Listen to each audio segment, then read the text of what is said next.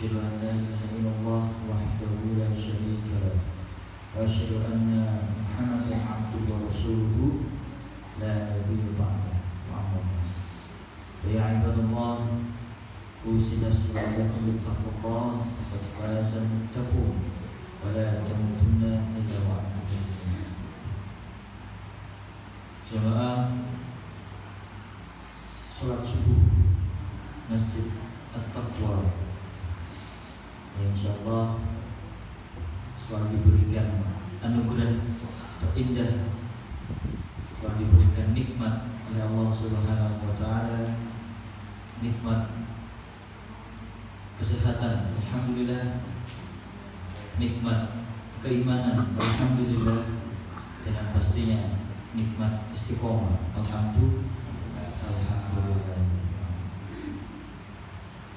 Tidak lupa selalu kita ucapkan lisan kita kepada junjungan Nabi kita Muhammad sallallahu alaihi nabi, sallallahu alaihi nabi, sallallahu alaihi nabi, Allahu akbar. Misalnya kalau orang sallallahu alaihi nabi, Allahumma shalli alaihi, lebih semangat karena sholawat kepada Nabi itu wajib. Apalagi sering kali kita mengucapkan bahwasanya kita nanti-nantikan syafaatnya, kita menginginkan syafaat Rasul, tapi ketika diperintahkan sallallahu alaihi nabi, diam. Apa itu artinya? Sallallahu alaihi nabi. Maka ketika diperintahkan sallallahu alaihi nabi, Allahumma shalli alaihi. Karena sepelit-pelit orang,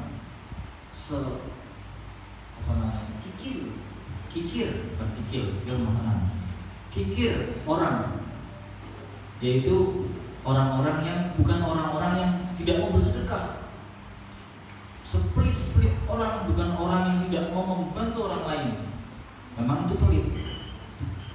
Orang yang tidak mau sedekah memang itu pelit. Orang yang tidak mau berbagi kepada muslim lain yang membutuhkan memang itu pelit. Tapi sepelit-pelit orang, seburuk-buruk orang, yaitu mereka yang enggan bersolawat ketika diucapkan kata Nabi Muhammad SAW, Allahumma shalli alaihi. Orang enggan mengucapkan, enggan bersolawat kepada Nabi. Mulai itu seringkali kita ucapkan, seringkali kita nantikan syafaatnya, syafaat beliau di yaumul akhir kelak, di yaumul kiamat kelak. Maka itu saya mengajak jemaah untuk senantiasa ayo kita bersolawat kepada Nabi.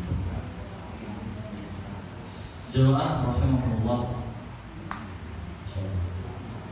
ini meributi apa? Tunggu. Jemaah rahimahullah, saya ingin memberitahukan sedikit klarifikasi. Ada sedikit kabar, dan mungkin ini jemaah dari Bapak Ibu juga mungkin sebagian ada yang tahu tentang masalah yang gontor. Sudah ada yang tahu masalah gontor? Apa itu? Yang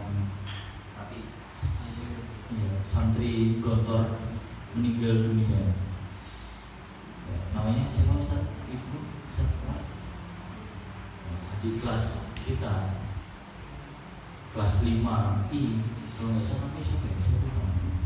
Saya juga nggak kenal soal. Tapi saya minta doa kepada beliau, kepada santri-santri gontor yang mungkin telah berjihad fisabilillah. Karena dalam hadis mengatakan bahwasanya man kharaja fi thalabil ilmi kana fi sabilillah hatta yarji'a. Orang-orang yang menuntut ilmu. Man kharaja fi talabil, barang siapa yang keluar melangkahkan kakinya satu langkah senantiasa untuk thalabul ilmi, menuntut ilmu. Saya niat ingin belajar, saya niat ingin mengaji, saya niat ingin menuntut ilmu. Man kharaja fi talabil ilmi kana fi sabilillah, maka Allah tentukan bahwasanya dia sudah berniat dan dia sedang berjihad fisabilillah. Karena fisabilillahi hatta yarji'a, maka dia itu posisinya itu sedang fisabilillah, di jalan Allah, sampai dia melangkahkan pulang kembali.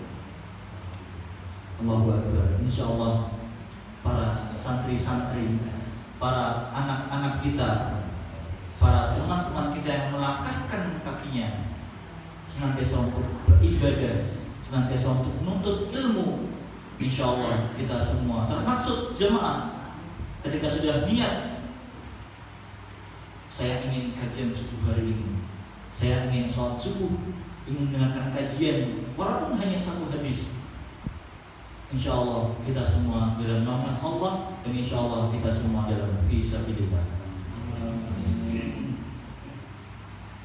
Karena fisabilillah hatta yarji'a.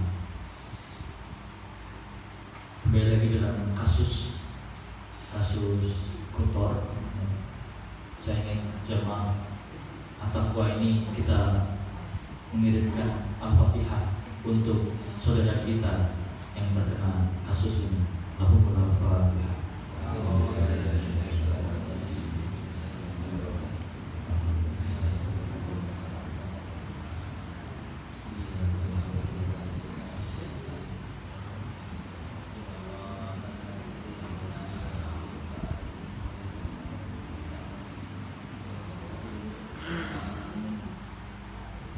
Jamaah hibatullah yang dimuliakan oleh Allah Subhanahu wa Ta'ala,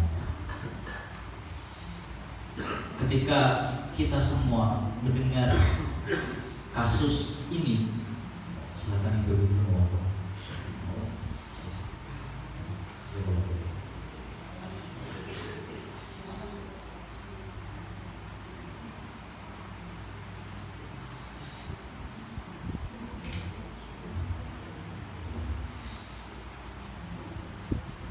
Jamaah rahimahullah, ketika kita semua, dan terkhusus pada wali santri, terkhusus pada bapak ibu semua, ketika mendengar kasus ini di Gontor ada yang meninggal santrinya dikarenakan sesuatu, saya alhamdulillah telah menyelesaikan studi saya menuntut ilmu di Gontor, atau disebut mungkin alumni Gontor. Ustadz Maulan, alhamdulillah beliau juga alumni Gontor. Ustadz Ibnu, alhamdulillah beliau juga alumni Gontor sebagai pengajar di sini. Ustadz Kanida, beliau juga alhamdulillah alumni Gontor. Sekarang alhamdulillah bukan alumni Gontor, tapi beliau alumni Nahdlatul Ulum, masya Allah. Pada taufik, bahwasanya mungkin ketika bapak ibu ini mendengar, kan kasusnya kan seperti ini, ada kekerasan fisik. Jadi ceritanya itu mungkin dari santrinya itu, mohon maaf, ada kekerasan fisik, sehingga mungkin sehingga mungkin daya tampungnya kan berbeda-beda seperti itu. Lalu mungkin sudah digariskan Allah, atau mungkin juga Allah peringatkan kepada pondok modern Darussalam Gontor, peringatan bahwasanya tidak semua orang itu bisa dikeraskan seperti itu. Saya ingin mengklarifikasi bahwasanya insya Allah, walaupun saya ini alumni Gontor dan seluruh pengajar Fauzan ini dari Gontor, bukan berarti kita juga sama. Kekerasan insya Allah pengajar-pengajar Mutawazilah itu saya tanya. Jadi seperti ini, bahwasanya apapun yang gontor itu, saya ingin cerita sedikit. Gontor itu tegas dalam memberikan hukuman. Ketika ada santri salah, maka hukum pulang ya pulang, botak ya botak. Jadi ketika ada bapak ibu yang mendengar bahwasanya wah gontor ini sukanya pemukulan fisik, gontor ini sukanya memukul santri, itu hanya oknum-oknum yang ada di dalamnya, seperti itu. Jadi insya Allah saya dan para pengajar mungkin sebagai alumni meminta maaf apabila ada oknum seperti itu. Insya Allah kami dari PPK Mutawazilah itu melarang dan tidak akan ada hukuman fisik seperti itu. Dan insya Allah kita semua yang saya bilang para pengajar Mutawazilah itu insya Allah saya akan, apalagi sepakan. Insya Allah sekarang kemarin membahas hadis tentang perempuan. Beliau ini pengen nikah. Kita doakan semoga beliau bisa cepat menikah. Amin. Ya, nanti kita. Jadi jemaah rahimakumullah, itu adalah pembuka dari saya bahwasanya ingin mengklarifikasi tentang kejadian supaya tidak ada salah paham. Wah ini di kantor ini kekerasan, ini jangan-jangan di Mutawazilah ustadznya juga kekerasan semua.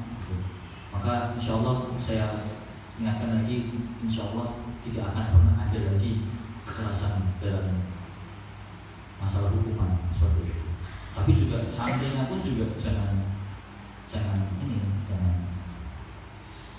bandel. Karena ketika hukuman kekerasan tidak boleh, lalu hukuman berat tidak diinginkan, maka santrinya pun kadang-kadang tuh bandel gitu. Apa bahasanya itu? Kalau bandel tuh susah dibilangin. Apa biasanya? Beli. Bahkan ada beberapa santri itu Bapak Ibu, itu tuh yang Masya Allah itu saya sampai bingung bagaimana cara didiknya.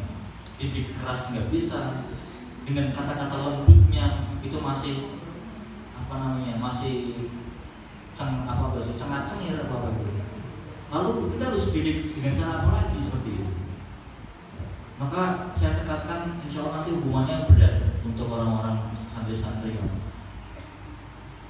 masih terus melanggar seperti itu.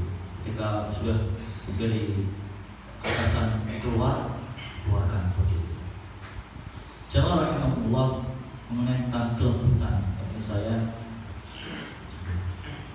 saya ingin menceritakan sedikit mungkin dari jamaah ini sudah pernah dengar dan sudah mendengar masalah kelembutan hati seorang pemimpin ketika dipimpin oleh Khulafaur Rasyidin Umar bin Khattab. Bapak tahu Umar bin Khattab, di mana satu-satunya sahabat Nabi yang dijamin masuk surga dan satu-satunya sahabat Nabi Khulafaur Rasyidin yang ketika sangat pemberani, ketika orang Islam dahulu masuk Islam secara diam-diam, karena begitu banyaknya Yahudi dan Nasrani, Nasrani membenci Islam, maka siapa yang masuk Islam kita bunuh, seperti itu. Tapi Allahu Akbar, ketika Nabi Muhammad SAW berdoa, ya Allah, kuatkanlah Islam. Wah, ketika itu dahsyat. Nabi Muhammad itu seketika pernah berdoa kepada Allah, ya Allah, kuatkanlah Islam dengan umat Ibnu Khattab. Seperti itu. Umar bin Khattab itu beliau Muslim mu'alaf ketika 6 tahun setelah kenabian Nabi Muhammad.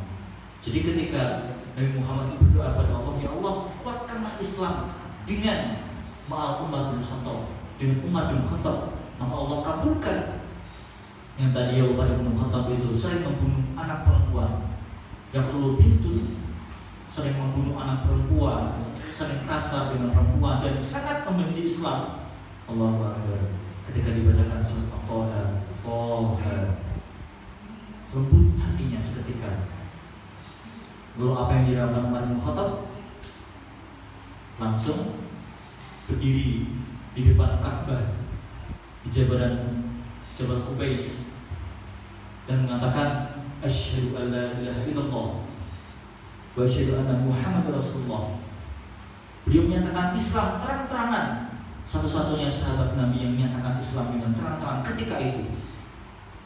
Dan tidak ada satu orang pun berani. Mungkin ketika itu banyak, ketika beliau menyatakan Islam terang-terangan dalam Ka'bah, di depan Ka'bah, Umar bin Khattab itu mengatakan bahwasanya barang siapa yang ingin tidak memiliki suami, barang siapa yang ingin anaknya dibunuh karena tidak terima saya masuk Islam, silahkan datang pada saya. Seperti itu. Menantang siapa yang membunuh saya, siapa yang ingin gak punya suami pada, maksudnya itu mungkin dari laki-lakinya itu ingin membunuh, maka silahkan datang pada saya. Seperti itu. Saking beraninya Umar bin Khattab, karena tahu Nabi Muhammad SAW tahu bahwa saya Umar ini sangat pemberani, sangat tegas, sangat pemberani. Bahkan mungkin dikatakan hadis itu bahwasanya saking luar biasa Umar bin Khattab itu ketika melangkah saja setan minggir. Seperti itu. Ada hadisnya seperti itu. Tapi Bapak Ibu Saudara rahimahullah, ketegasan Umar, kesangaran Umar, apa itu bahasanya? Keberanian Umar itu beliau memiliki sifat kelembutan. Diceritakan ketika itu Umar bin Khattab ketika menjadi Khulafaur Rasyidin atau pemimpin. Khulafaur Rasyidin itu pemimpin ketika meninggalnya Nabi Muhammad. Seperti yang pertama itu Abu Bakar As-Siddiq, yang kedua Umar bin Khattab, yang ketiga Utsman bin Affan, lalu yang keempat Ali bin Abi Thalib. Ketika Umar bin Khattab ini menjadi khalifah atau pemimpin Islam ketika itu, suatu ketika Umar jalan-jalan, ingin jalan-jalan ke penduduk desa dengan sahabatnya, dengan ajudannya seperti itu. Lalu ajudannya berkata kepada Umar, ya Umar, kenapa kamu tidak menyuruh anak buahmu saja untuk mengelilingi desa? Nanti biar dia melaporkan apabila ada sesuatu. Apa kata Umar? Saya hanya ingin melihat kondisi dari rakyat-rakyatku. Suatu ketika di jalan, Umar itu mendengar seorang anak kecil menangis di dalam rumahnya. Menangis, ibu, lapar ibu, lapar. Lalu ibunya berkata kepada anaknya, sabar ya nak, ini sudah matang. Ini kan ibu sudah masak.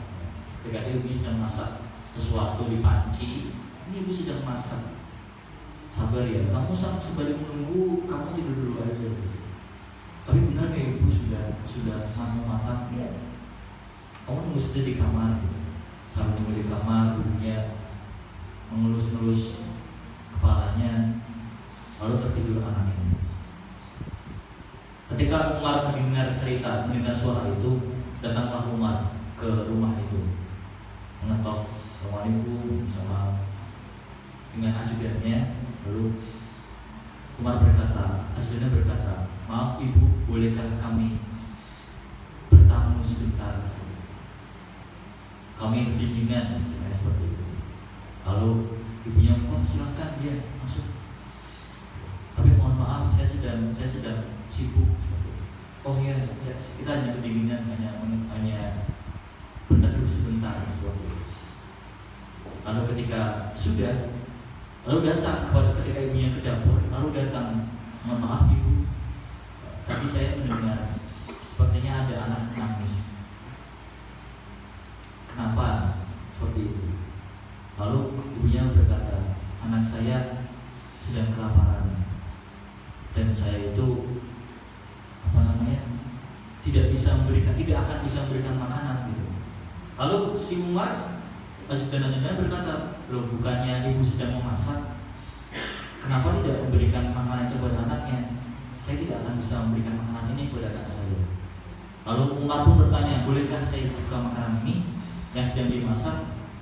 Ketika dibuka, meneteskan Umar bin Khattab. Tapi ibunya tidak tahu bahwasanya yang datang itu Umar. Meneteskan air mata. Ketika sudah dibuka, apa isinya?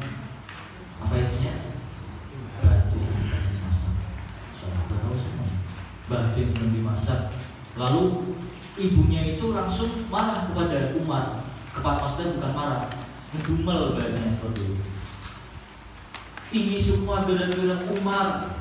Ini semua gara-gara pemimpin saat ini. Pasti sekarang Umar itu sedang bersantai-santai di rumahnya, sedang menikmati hidangan yang sangat lezat karena mungkin pemimpin. Sedangkan kita sebagai rakyat,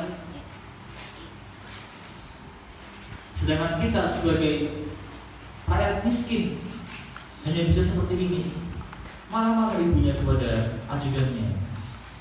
Dan ketika itu ajudannya pun ikut marah. Bagaimana ibu bisa mengatakan seperti itu?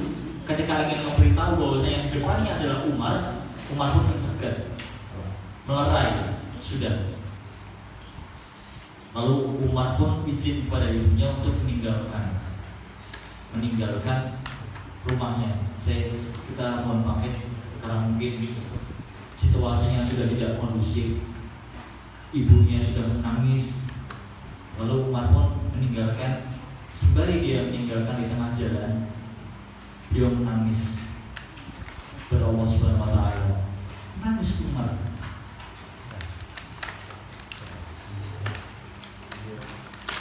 Umar bin Khattab menangis. Bahwasanya apakah salah aku jadi pemimpin? Berdosakah aku jadi pemimpin? Kenapa ternyata seperti ini kehidupan orang-orang yang tidak aku ketahui kekurangannya seperti itu.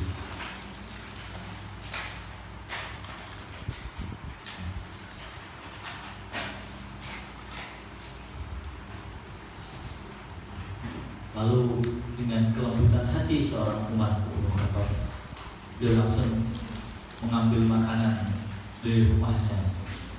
Sebagian besar makanannya gandum dan ketika makan di zaman itu, lalu datang kepada rumah ibu tadi. Kita datang, ibunya pun tersanjung, berterima kasih sekali. Ketika sudah diberi makan atau dimasak, lalu ibunya pun bertanya, sebetulnya Anda ini siapa? Kenapa bisa datang dengan tiba-tiba membawa makanan? Lalu Umar jelaskan bahwasanya saya adalah pemimpin di negeri ini, Khulafaur Rasyidin. Lalu ibunya pun menangis minta maaf kepada Umar bin Khattab.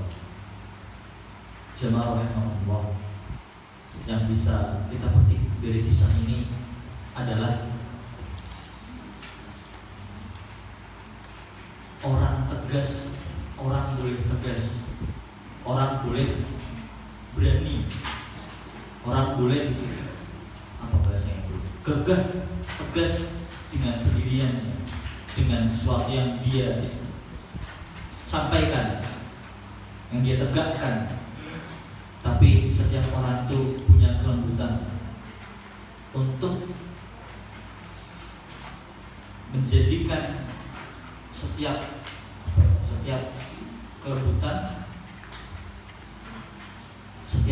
dia ingin lakukan. Maksudnya apa? Tidak berarti semua orang tegas, semua orang pemberani itu kasar, tapi juga kita bisa ambil petik dari kisah kelembutan seorang Umar seperti itu. Jamaah rahimahullah, mungkin itu cerita singkat yang bisa sampaikan pada pagi ini. Semoga apapun yang kita pelajari, apapun yang kita dengar, kita bisa amalkan di kehidupan sehari-hari, dan kita bisa jadikan motivasi kita untuk meningkatkan ketakwaan kita terhadap Allah Subhanahu wa Ta'ala. Dan semoga saya berdoa kepada semuanya, kita jemaah Masjid At-Taqwa dikumpulkan dengan orang-orang fisabilillah, dengan orang-orang ahli ibadah, ahli surga di surga Firdaus nanti. Amin amin ya rabbal alamin. Wabillahi taufiq wal hidayah. Syukran ala husni ihsanikum. Wassalamualaikum warahmatullahi wabarakatuh. Waalaikumsalam.